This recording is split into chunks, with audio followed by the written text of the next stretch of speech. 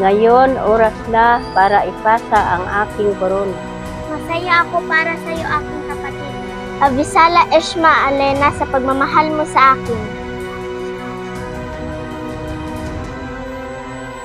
Lumapit ka sa akin, aking anak, upang maipasa ko na para sa iyo ang aking korona.